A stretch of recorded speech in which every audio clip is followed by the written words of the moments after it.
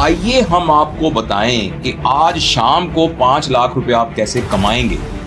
جین زی پہ آپ کی کیا اسٹڈی ہے؟ جتنے بچے جین زی کے ہیں جو سن رہے ہیں وہ اس کا آگے کوئی مستقبل نہیں. ابھی بھی پاکستان میں پیدا ہونے والا ہر بچہ ماں باپ کی نظر میں یا ڈاکٹر بنے گا یا انجینئر بنے گا یا کمپیوٹر سائنٹسٹ بنے گا. بزنس مین کا بہت بڑا احسان ہے ملک کے اوپر.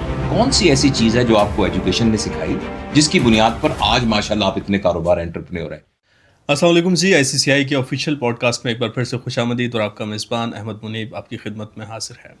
ناظرین، آج کا جو پوڈ کاسٹ ہے اس کے لیے میں اٹ سیلف بہت ایکسائٹیڈ ہوں اور آپ سب بھی یقیناً بہت ایکسائٹیڈ ہوں گے، کیونکہ آج ہمارے ساتھ جو شخصیت موجود ہیں، اگر میں ان کا تعارف کروانے کی کوشش کروں تو شاید مجھے اس پوڈ کاسٹ کی ایک سیریز کرنی پڑے گی جس کے پہلے 5-6 ایپیسوڈس صرف تعارف میں ہی گزریں گے. ہمارے ساتھ موجود ہیں ڈاکٹر جاوید اقبال صاحب، پاکستان کے مشہور لیپروسکوپک سرجن ہیں، موٹیویشنل اسپیکر ہیں، قائد اعظم میڈیکل کالج کے پرنسپل بھی رہ چکے ہیں، اور بھی انہوں نے اتنا کام کیا ہے کہ وہ ہم ساتھ ساتھ ڈسکشن میں ہی لے کے چلیں گے. آج ہمارے پاس Islamabad chamber of commerce کے اسٹوڈیو میں تشریف لائے ہیں. Sir, thank you so much for coming. کیسے مزاج ہیں آپ کے؟ بہت بہت شکریہ منیب، بہت شکریہ آپ کی محبت. سر، آپ کی محبت ہے کہ آپ تشریف لائے ہیں. آپ فرسٹ ٹائم آئی گیس آئے ہیں آئی سی سی آئی میں. جی میں یہاں فرسٹ ٹائم آیا ہوں اور آپ کے ملاقات بھی ہوئی ہے پریزیڈنٹ سے، سردار طاہر صاحب سے. تو کیسا لگا سر؟ کیا ریمارکس ہیں آپ کا؟ دیکھیں، بہت اچھا ہے. سردار طاہر صاحب سے ملا اور جو باقی احباب تھے سارے ان کی ٹیم کے، تو مجھے تو ایک ہوتا ہے نا کہ کچھ تو نالج ہوتا ہے، کچھ وائبس ہوتی ہیں نا. آپ کسی جگہ پر آتے ہیں تو اس جگہ کے اندر ایک انوائرمنٹ نظر آتا ہے. بالکل. تو مجھے یہاں چیمبر میں آ کے یہ احساس ہوا کہ یہاں بہت ہی نہ صرف ٹیلنٹڈ لوگ موجود ہیں، بہت مخلص لوگ موجود ہیں. اور جس طریقے سے طاہر صاحب نے بتایا کہ اب جو ملک کے حالات ہیں اور دنیا کے حالات ہیں کہ جس میں ایک اکنامک ٹرموائل کریٹ ہونے والا ہے، تو یہ سب لوگ یہ بیٹھ کے یہ سوچ رہے ہیں کہ اس اکنامک ٹرموائل میں کس طریقے سے پاکستان کی بزنس کمیونٹی رسپونڈ کرے. اور جو انہوں نے مجھے بتایا کہ ہم یہ سوچ رہے ہیں کہ جتنا ڈائسفورا ہے، جتنے پاکستان کے لوگ جو ہے ملک سے باہر ہیں، ان کی انویسٹمنٹس کو وہاں خطرہ ہے.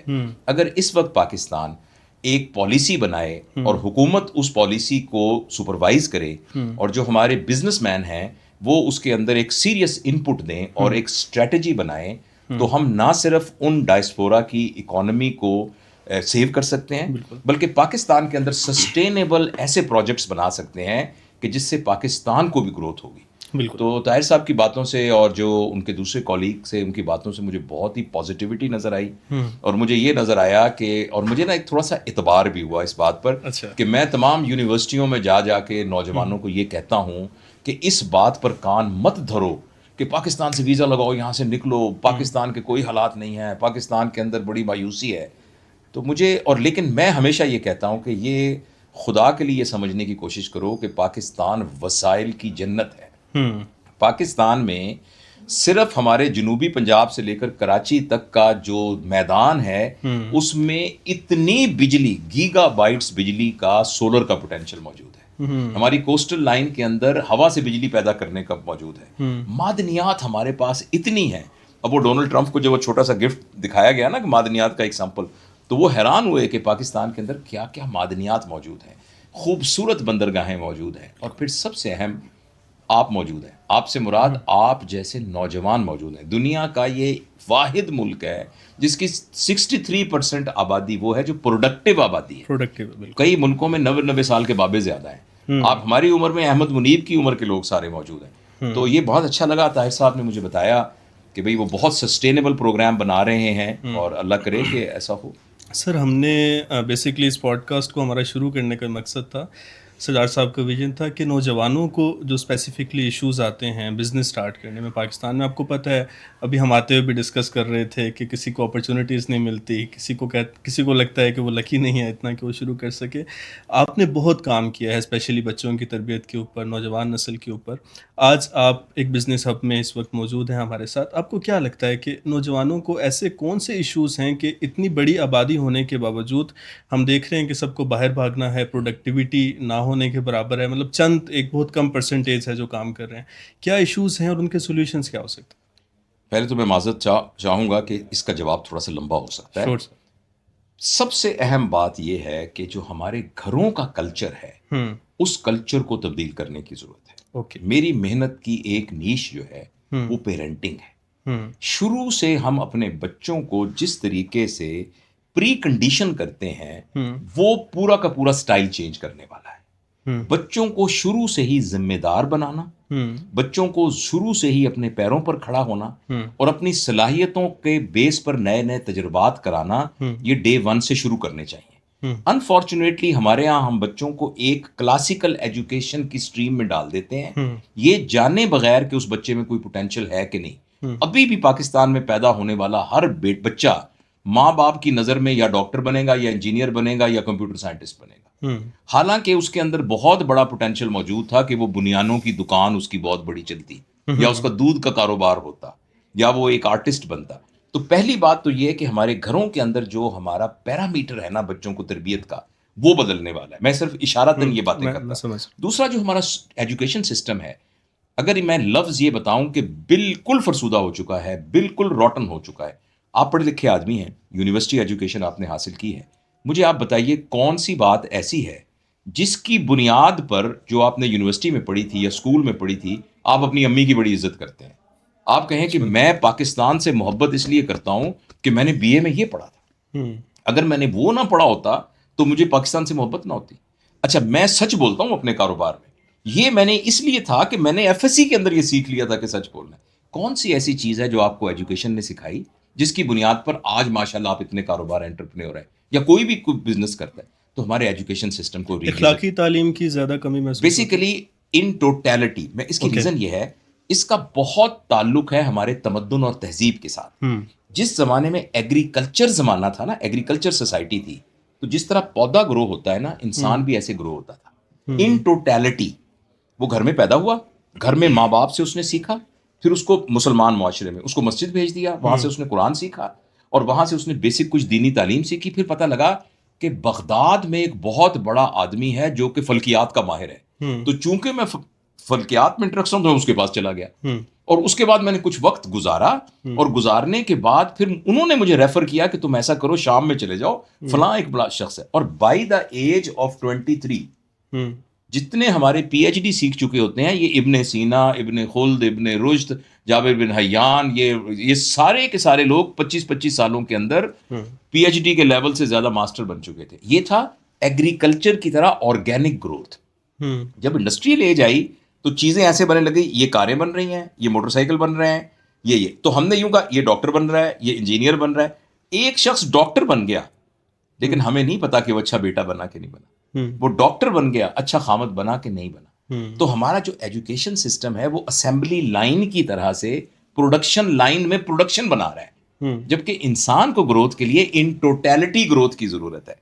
تو ایکچولی ہم کیا کرتے ہیں، ہم اسکولوں اور کالجوں میں ڈسپلنری کنٹرول کرتے ہیں، حالانکہ ہمیں اسکولوں اور کالجوں میں وہی کرنا چاہیے جو دہقان کرتا ہے، یعنی کلائمیٹ کنٹرول کرتا ہے. آپ نے کلائمیٹ کو ایجوکیشنل کلائمیٹ بنانا ہوتا ہے اور اس میں ان ٹوٹیلٹی، یہ میں نے ایک فلسافیکلی بات کی ہے. تو یہ نوجوانوں کی ان ٹوٹیلٹی آپ نے جو سیکھا ہے، میں آپ کو جانتا ہوں چونکہ آپ نے جو سیکھا ہے نا اس کو عام زبان میں کہیں گے دھکے کھا کر سیکھا ہے. یعنی یہ تجربہ کیا، وہ تجربہ کیا، وہ تجربہ کیا، یہ اچھا یہ آپ کے اندر یہ موجود تھی، یہ اپج، یہ آپ کے اندر یہ تڑپ موجود تھی، یہ والا سب کو اویلیبل نہیں ہے. اس لیے اکثر لوگ اینڈ اپ کر جاتے ہیں ایک چھوٹا سی کسی اسکل کے ساتھ جس پر بمشکل گزارا کر کے بچوں کی شادیاں کر کے اس دنیا سے چلے جاتے ہیں. تو یہ چیزیں جو چیز آپ نے انسٹرکچرڈ سیکھی ہے وہ اسٹرکچرڈ معاشرے میں موجود ہونی چاہیے. اچھا یہ پرابلم ہو گیا. جب وہ بزنس کے لیے آتے ہیں تو ان کی ٹریننگ کا کوئی سسٹم نہیں ہے. اچھا وہ ٹریننگ والے طرف سے وہ مار کھاتے ہیں، وہ ہٹ اینڈ ٹرائل سے سیکھتے ہیں. پھر جب وہ بزنس کرتے ہیں تو پھر ہمارا ماحول کنڈیوسو نہیں ہے بزنس کو ایز کرنے کا. ابھی ہم بات بھی کر رہے تھے تو 6-7 محکمے ایسے ان کے اوپر حملہ کرتے ہیں. تو ٹھیک ہے، لیبر کے لاز ہونے چاہیے، سوشل سیکورٹی کے لاز ہونے چاہیے، انوائرمنٹ پروٹیکشن کا لا ہونا چاہیے، انکم ٹیکس کا لا ہونا چاہیے، یہ سب چیزیں، اولڈ ایج بینیفٹ کا لا ہونا چاہیے. مگر یہ سارے کے سارے ون ونڈو میں ہو جانے چاہیے. آپ نے ایک سرٹیفکیٹ دے دیے، اس میں آپ نے اپنا نقشہ دے دیا، آپ نے منظور کر دیا، اپنی کریڈینشلز دے دی، ہر ڈپارٹمنٹ میں آپ نے الگ الگ دینے ہیں. اور میرے علم میں یہ ہے کہ ایک بزنس کو حق حلال سے چلانے کے لیے، ایمانداری کے ملک کے قانون کے مطابق چلانے کے لیے ہو سکتا ہے آپ کو 3-4 سال لگ جائیں اس کے پیپر ورک میں. تو یہ بزنس کی ایز ہونی چاہیے. اس کے علاوہ پھر ہمارے ملک کی پالیسیز ایسی ہونی چاہیے جس میں امپورٹ ایکسپورٹ کے لیے بہت آسانی ہونی چاہیے. تو اس طرح بہت سارے ایریاز ہیں جس میں نوجوان کی ہرڈلز کو ہماری حکومت، ہمارے پالیسی میکر اور ہمارے مینٹورز یہ دور کر سکتے ہیں. سر ہم آپ نے ایز آف ڈوئنگ بزنس کی بات کی، تو ہم دیکھتے ہیں کہ چاہے ینگ انٹرپرینورس ہیں، چاہے ایکسپیرینسڈ بزنس مینس ہیں، جو لوگ بھی پاکستان میں کسی بڑے لیول پہ بزنس کرنے کی کوشش بھی کرتے ہیں، ان کو کسی نہ کسی اینڈ پہ گورنمنٹ لیول پہ روک دیا جاتا ہے، کسی نہ کسی طرح سے ان کو وہیں پہ بریک لگا دی جاتی ہے ان شارٹ، جس کی وجہ سے یہ بھی شاید ایک بہت بڑی وجہ ہوتی ہے جب ینگ انٹرپرینورس دیکھتے ہیں کہ یار میں اس سے آگے نہیں جاؤں گا، پھر یہ مسائل پیدا ہو جائیں گے. اس میں کیا گورنمنٹ کو کیا انیشیٹوز لینے چاہیے، کیا ایشوز آتے ہیں، آپ کو کیا لگتا ہے، کیونکہ آپ تو اس مارکیٹ کا حصہ ہیں، تو کیوں ایسا ہوتا ہے اکثر؟ میں اس کے جواب میں اپنی حیرانی کا اظہار کر سکتا ہوں. وہ اس لیے کہ پچھلے بہت عرصے میں سے ہمارے ملک میں جتنے بھی حکمران آئے ہیں ان میں سے اکثریت خود بزنس مین ہیں اور سکسیسفل بزنس مین. ان سب کی بزنس سٹوریز سکسیس سٹوریز ہیں جن کا چھوٹا سا کاروبار تھا اور اب ان کی انڈسٹریز ہیں. شوگر ملز ان کی ہیں، آئرن کی انڈسٹری ان کی ہے، ٹرانسپورٹ کی انڈسٹریز والے ہیں، کھاد بنانے والی فیکٹریوں کے مالک ہیں، پولٹری کے بزنس سے ساتھ متعلق ہیں، ٹیکسٹائل کے بزنس کے ساتھ متعلق ہیں، فارماسوٹیکل کمپنیز ہیں بہت سارے لوگوں کی. اچھا، یہ سارے کے سارے بزنس کی ہرڈلز کو بھی سمجھتے ہیں، بزنس کی اونچ نیچ کو سمجھتے ہیں. تو میں آپ کے جواب میں، آپ کے سوال کے جواب میں ایک حیرت کا اظہار کرتا ہوں کہ ان کو کیوں بات سمجھ میں نہیں آتی کہ کس طریقے سے بزنس کو ایز کیا جا سکتا ہے. دوسری بات یہ کہ ہمارے جتنے حکمران ہیں ان سب کا انٹرنیشنل ایکسپوجر ہے، ان سب کا انٹرنیشنل ایکسپوجر. ان کے وہاں گھر ہیں، ان کے وہاں بھی بزنسز ہیں، ان کا وہاں آنا جانا ہے، ان کی تعلیم، کئیوں کی ان کے بچوں کی تعلیمیں وہاں ہوئی ہیں. تو یہ اس انٹرنیشنل سینیریو کو بھی سمجھتے ہیں. لہٰذا یہاں بھی بڑی حیرت ہوتی ہے کہ اگر وہاں کا وزیر اعظم جس طرح کا پروٹوکول لیتا ہے، ہمارے ہاں کے لوگ اس کو یہاں اور اس کو اچھا بھی سمجھتے ہیں اور وہاں جا کے اس کو فالو بھی کرتے ہیں، تو یہاں کیوں نہیں کر پاتے؟ میرا یہ خیال ہے کہ ہمیں، یہ ہمارے اپنے ہی ہیں، ہمارے ملک کے جتنے حکمران ہیں ہمارے اپنے ہیں، ہمارے اپنے پیارے ہیں، ہم ہی میں سے ہیں، ہمارے ہی دوست ہیں، ہمارے ہی بڑے ہیں. تو ہم ان سے ریکویسٹ کر سکتے ہیں، ہم ان کو بار بار یاد دہانی دلا سکتے ہیں، ان کو ہم یہ بتا سکتے ہیں کہ آپ کی وجہ سے پورے ملک کی تقدیر بدل سکتی ہے اور ان کے اندر پوٹینشیل بھی موجود ہے. تو میں آپ کے توسط سے، یہ آواز تو بہت پہنچتی ہے، اس میں تو کوئی شک نہیں ہے. بالکل. مجھے یاد ہے پچھلے دنوں میں نے ایک چھوٹی سی بات کی تھی، بالکل چھوٹی سی بات. میں نے کہا تھا کہ صفائی کے بارے میں اسکول کی اسمبلی میں بچوں کو ایک صفحے کا کیریکولم پڑھایا جائے. اس سے 2 دن کے بعد وہ ری ٹویٹ ہوا پنجاب کی وزیر اعلیٰ کے آفیشیل پیج میں سے، اچھا، جس میں انہوں نے اپنے وہ جو بھی منسٹر تھے اس کے، ان کو یہ ڈائریکٹ کیا کہ اس بات کو سنیں اور اس پر کل سے عمل کرانا شروع کریں. تو لہٰذا ہو تو سکتا ہے، آواز تو پہنچ سکتی ہے. تو ایک سمپل سی میں گزارش کرنا چاہوں گا ہمارے وہ لوگ جو با اختیار ہیں، اور میں اب یہ چیمبر میں آیا ہوں تو جتنے بھی ہمارے دوست تھے اب انہوں نے اپنی پوری جمع پونجی لگائی ہوتی ہے. دیکھیں، بزنس مین کا بہت بڑا احسان ہے ملک کے اوپر بالکل کہ وہ اپنی انکم کو ملک سے باہر لے جانے کی بجائے یہاں انویسٹ کر رہا ہے. یہ جتنے لوگ اوپر بیٹھے ہوئے تھے انہوں نے اپنی ساری خون پسینے کی کمائی جو ہے وہ اس میں لگائی ہوئی ہے. تو میں یہ گزارش کروں گا کہ وہ لوگ جو اپنی کمائی کو یہاں لگا رہے ہیں ان کے لیے ایسی پالیسیز بنائی جائیں جو کہ بزنس میں آسانی ہو، جس میں ڈپلیکیشن کو، ریپلیکیشن کو روکا جائے. جو ایک کام سے ہو سکتا ہے، بار بار اس کی ڈاکومنٹیشن کی کیا ضرورت ہے. اور دوسری بات یہ کہ ان پر اعتبار بھی کیا جائے. وہ نہ کہ آپ ٹیکس لیں جتنا بنتا ہے، لیکن جو قانونی ریبیٹ مل سکتی ہے ان کو ریبیٹ دیں.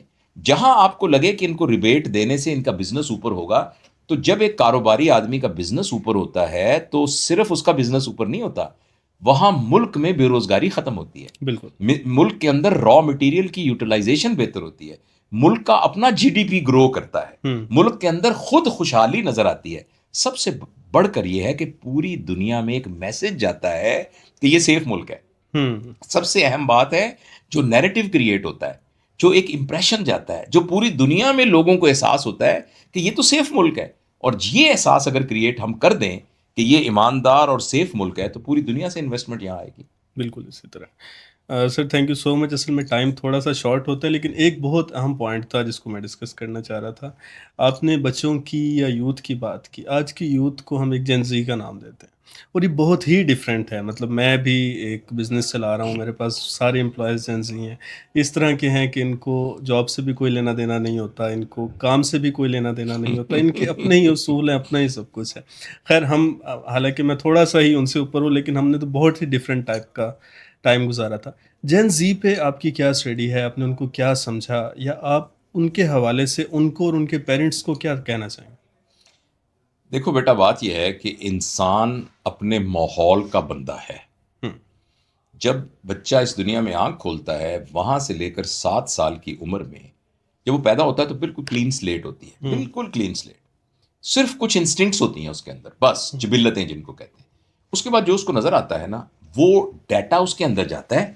اس ڈیٹا کی بنیاد پر وہ ایک ورلڈ ویو بناتا ہے، ہم، اور وہ اس کا مینٹل آرکیٹیکٹ بن جاتا ہے. ہم، میرا مینٹل آرکیٹیکٹ جس طریقے سے بنا تھا، میرے پاس ڈیٹا آیا تھا میرے دادا کی گود سے، میری نانی اماں کی باتوں سے، ہم، میرے ابو امی کے کنڈکٹ سے، ہم، اور میرے اور جو بہن بھائی کزنز تھے وہ ہمیں اکٹھے رہتے تھے ان کی وجہ سے، پھر میرے اسکول کے ٹیچروں سے جو ٹیوشن نہیں پڑھاتے تھے، جو یہ سمجھتے تھے کہ میری ذمہ داری یہ ہے کہ یہ ایک انسان میں نے بنا کے دنیا میں بھیجنا ہے، ہم، اور وہ ایک پورا ایک مینٹل فریم ورک تھا.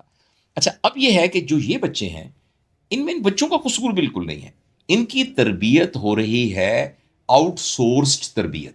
ہم، جیسے پہلے ماں گھر میں روٹی پکاتی تھی ہم، تو ایک برچی خانے میں پھٹیوں پہ بیٹھ کے سارے، یا ڈائننگ ٹیبل پہ بیٹھ کے کھانا کھاتے تھے. اس دوران میں بہت سی کمیونیکیشنز ہوتی تھی ہم، اور بہت سی ویلیو ٹرانسفر ہوتی تھی. اب ماں کام کرتی ہے، اور جب ماں کام کرتی ہے تو وہ کماتی ہے 2 لاکھ روپیہ. ہم، تو وہ 10,000 روپے میں ایک عورت رکھ سکتی ہے جو کھانا پکاتی ہے. تو ہم، لاجیکلی وہ ایک عورت رکھ لیتی ہے، اس نے آؤٹ سورس کر دیا کھانا. ہم، کپڑے وہ دھوتی تھی پہلے ماں، اب 10,000 میں کپڑے دھونے والی مل جائے گی. ہم، صفائی کرتی تھی، اب 10,000 میں صفائی کرنے والی مل جائے گی. بالکل. یہاں تک تو تھا ٹھیک. لیکن ماں کے ذمے جو بچے کی تربیت تھی، ماں نے کہا میں چونکہ 2 لاکھ روپے کماتی ہوں تو میں 20,000 روپے کی ایک اکیڈمی میں اس کو داخلہ کروا دیتی ہوں. ہم، تو بچوں کو بھی آؤٹ سورس کر دیا. اب بچوں کی تربیت کرنے والے وہ لوگ ہیں جو ملازم ہیں. ہم، تو ایک ملازم جیسے کرے گا اور ایک مالک ماں کیسے کرے گی، اس میں کتنا فرق ہوگا. بالکل. ایک بات. دوسری بات یہ ہے کہ بچوں کو باپ نے بہت ساری ویلیوز سکھانی تھی. ہم، ابا بھی سارا دن کام کرتے ہیں، وہ تو بڑے بزنس مین ہیں. تو ابا کی جگہ پر اب یہ مسئلہ ہوا کہ ابا کہاں سے لائیں. تو ہم نے چھوٹا، یہ جو اس بچے نے ہاتھ میں پکڑا ہوا ہے ہم، موبائل فون، تو ہم نے ان کو ایک ابے کا آلٹرنیٹ یہ والا ابا جی دے دیا. اب جو چیزیں اس نے ابا جی سے سیکھنی تھی اس نے یہاں سے سیکھی ہے. تو ان بیچاروں کا کوئی قصور نہیں ہے، ان کا مینٹل فریم ورک اس سائبر دنیا کے ساتھ بنا ہے. اور جیسے کل ہم ڈسکس کر رہے تھے، ان بچوں کے 4 ایک پرابلم ڈیولپ ہو گئے ہیں. ہم، پہلا پرابلم یہ ہے کہ یہ کنیکشن کو ریلیشن سمجھتے ہیں. واہ، زندگی ہمیشہ خوش گزرتی ہے ریلیشنز کی وجہ سے. ہم، مجھے پتا ہے مجھے کوئی تکلیف ہوگی کہ میں کہوں گا احمد یار میں تمہارے والد کی طرح ہوں اور تم میرے بیٹے ہو، اور اتنا تعلق، میں پھنسا ہوا ہوں، میں بہت تکلیف میں ہوں. آپ کہو گا سر میں حاضر ہوں، ہم، آپ اپنا کام چھوڑ دو گے، اپنا کر دو. مجھے پتا لگے گا کہ خدا نہ خواستہ احمد کو کوئی تکلیف ہے. اب یہ چیز جو ہے یہ کنیکشنز نہیں کرتے، یہ Relations. ریلیشنز کرتے ہیں. اور زندگی کے اندر خوشیاں ریلیشن سے آتی ہیں. دوسرا، یہ بیچارے انفارمیشن کو نالج سمجھتے ہیں. واہ، یہ بات. ہم، ایک اداکار، ایک وہ تھا کرکٹر، اس نے کسی سے شادی کی تھی تو اس نے اس کو طلاق دے دی ہے. ہم، اب یہ خبر بہت اہم ہے بچے کے لیے. ہم، جس کو طلاق دی ہے اس کا کسی اور کے ساتھ بھی افیئر ہے. اب اس طرح کی خبریں جو ہیں یہ ہیں جو بچے کے پاس موجود ہیں انفارمیشن کے طور پر. ایک نئی گاڑی آئی ہے، اس گاڑی کے اندر سیٹیں ہیٹڈ ہیں، ہم، اس کی جو بتی ہے نا وہ ٹیڑھی لگی ہوئی ہے. اب یہ انفارمیشن جو نیا ماڈل آیا نا، اس نئے ماڈل میں یہ چیز ہے. اب یہ انفارمیشنز آ رہی ہیں، اور یہ انفارمیشنز ایکچولی نالج کا وہ نہیں. نالج زندگی بدلتا ہے، انفارمیشن زندگی نہیں بدلتا. واہ، تیسرا یہ ہے کہ ان لوگوں کا یہ پرابلم ہے کہ یہ آسانی کو خوشی سمجھتے ہیں، واہ، اور آسانی پیسوں سے خریدی جاتی ہے. ہم، خوشی جو ہے وہ پیسوں کو دینے سے خریدی جاتی کیا ہے. بات. خوشی دینے سے ملتی ہے، آسانی لینے سے ملتی لینے ہے. سے. اس لیے ہر ینگ بندہ اس بات پر بڑا امپریس ہوتا ہے. ابھی یہ جو آپ ویڈیو بنا رہے ہیں نا، اس میں ہم نے جو بھی باتیں کی ہیں، آپ ان کو باتیں یہی رہنے دیں. ہم، اس کا ٹائٹل یہ لگا دیں، آئیے ہم آپ کو بتائیں کہ آج شام کو 5 لاکھ روپے آپ کیسے کمائیں گے. ہم، اور ایک اور ٹائٹل لگائیں جس میں لگیں کہ معاشرے کے اندر بہتری کے لیے بزنس مین کیا کر سکتا ہے. باتیں یہی رکھیں گے ہم. صرف اس کا تھم نیل چینج کر دیں, آپ دونوں کی زمین آسمان آڈینس کو دیکھیے. اس لیے کہ آسانیوں کے, اچھا یہ تو ہیں کچھ بری باتیں, لیکن پلیز آپ یہ مت سمجھیے گا کہ یہ جو جنریشن ہے, یہ تو میں نے وہ باتیں بتائی ہیں جو کہ مینٹ کی جا سکتی ہیں. تربیت, اس جنریشن کے اندر بہت خوبیاں ہیں. ایک تو یہ ڈرتے نہیں ہیں, ہم بہت ساری چیزیں ڈر کے نہیں کرتے, خوف کی وجہ سے نہیں کرتے تھے. نمبر 2, ان کے اندر تقدس والی بات کوئی نہیں ہے جو ہمیں بڑی بری لگتی ہے کہ ابو آئے تو کھڑے کیوں نہیں ہو گئے, فلاں آیا تو یوں کیوں نہیں کر لیا. لیکن تقدس بھی بعض اوقات بندے کے رستے میں بہت بڑی رکاوٹ بن جاتا ہے. تقدس کی وجہ سے بعض اوقات بندہ اپنی فری ول کو استعمال نہیں کر سکتا. چونکہ یہ تقدس اور خوف سے ان کے اندر موجود نہیں ہے, تو اس کو اگر یہ سمجھدار ہوں تو پازیٹیو وے میں یوز کر سکتے ہیں, یہ نئے تجربے کر سکتے ہیں. ان کے اندر نئے تجربے کرنے کی خاصیت بہت زیادہ ہے. اچھا, چونکہ ان کو کوئی ڈر نہیں ہوتا کہ بھوکے مریں گے, کوئی بات نہیں, پھٹی ہوئی جینس پہن کے گزارا کر لیں گے, کوئی بات نہیں, بال میرے بکھرے ہوں گے تو گزارا میں کر لوں گا. تو یہ جو نیگیٹو بات ہے, یہ اس کو پازیٹیو بھی کر سکتے ہیں. اس لیے جین زی کا جو بندہ گرتا پڑتا تجربے کرتا ہوا کلک کر لے تو وہ بہت اوپر بھی چلا جاتا ہے. دوسرا اس کے بارے میں یہ ہے کہ ان کی نا ہکس نہیں ہے زیادہ اسٹرانگ, مطلب انٹینگلڈ نہیں ہے یہ. جیسے ہمیں بہت ساری مجبوریاں ہوتی تھیں. مجھے امریکہ جانے کا 3 دفعہ موقع ملا, مجھے آسٹریلیا شفٹ ہونے کا موقع ملا, برطانیہ شفٹ ہونے کا. میری ماں نے مجھے کہا, بیٹا اگر تیری غیر موجودگی میں مر گئی تو مجھے تو تمہاری گود میں سر رکھ کے مرنا ہے. تو میرے لیے یہ بہت بڑی ایموشنل بات تھی کہ یار میں نے اپنی امی کو چھوڑ کے نہیں جانا, میں اکیلا ماں باپ کا بیٹا ہوں, میری ایک بہن اور میں اکیلا بیٹا ہوں. لیکن اس جین زی کا کہا, امی اس سے کیا فرق پڑتا ہے, گود میں مرے یا ICU میں مرے سے کیا فرق پڑتا ہے. تو بیسیکلی لاجیکلی تو بات یہ صحیح ہے. تو ان کی وہ جو ہکس ہے نا وہ نہیں ہے, تو یہ بھی ان کو ورسٹائل بنا دیتی ہے. دوسرا, ان کے پاس انٹرنیشنل نالج موجود ہے. تو لہٰذا میں یہ سمجھتا ہوں ہم بڑوں کی ذمہ داری ہے کہ ہر وقت ان پر تنقید نہ کریں, ہر وقت ان کو یہ نہ ثابت کریں کہ تم بہت برے ہو. جو ان کے ایریاز ہیں ان ایریاز پر ان کو محنت پر لگایا جائے, اور ان کے اوپر سیلف کام کرنے کی جائے, اور ان کو سٹرکچر بنا کے دیا جائے, اور ان کو مینٹورشپ دی جائے. جتنے بچے جین زی کے ہیں جو سن رہے ہیں, میں صرف آپ کو ایک بات بتاتا ہوں, 2 باتیں بتاتا ہوں, ان دونوں پہ 3 باتیں بتاتا ہوں, 3 ہو گئی ہیں. نمبر 1 بات پہلے بتاتا ہوں, مہربانی کر کے اپنا تعلق قرآن کے ساتھ جوڑ لیں. اگر آپ نے ڈیوائن نالج کے ساتھ اپنا تعلق جوڑ لیا, جہاں آپ نے اتنا کچھ پڑھا ہے, مہربانی کر کے ترجمے سے قرآن بھی پڑھ لیں.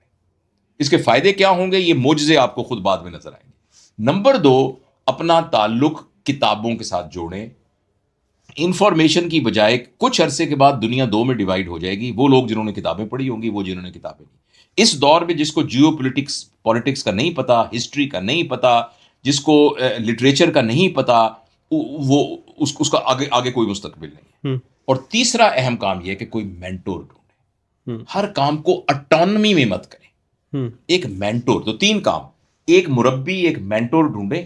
مینٹور وہ ہوتا ہے جو آپ کو جج نہ کرے لیکن آپ کو ہمیشہ آپ کے ساتھ دوستوں کی طرح اٹیچ ہو. ایک مینٹور ڈھونڈیں, ایک کتابوں سے اپنا تعلق جوڑیں, اور جتنے کئی غیر مسلم بھی دیکھ رہے ہوں گے, ان کو میں یہ کہوں گا کہ بھائی ڈیوائن کے ساتھ اپنا تعلق بنائیں, اور غیر مسلم بھی قرآن کے ساتھ وہ تمام علوم حاصل کر سکتا ہے. دیکھیں نا, آپ کسی بھی مذہب کے بندے کی کتاب پڑھ سکتے ہیں نا. جو ہمارے غیر مسلم بیٹے بیٹیاں بھی دیکھ رہے ہیں نا, سکھ ہیں, ہندو ہیں, کرسچن ہیں, وہ ہیں, میں کہوں گا کہ آپ اپنے انجیل مقدس کو بھی پڑھیں, تورات کو بھی پڑھیں, اور آپ جو ہے گیتا کو بھی پڑھیں, اب پڑھیں.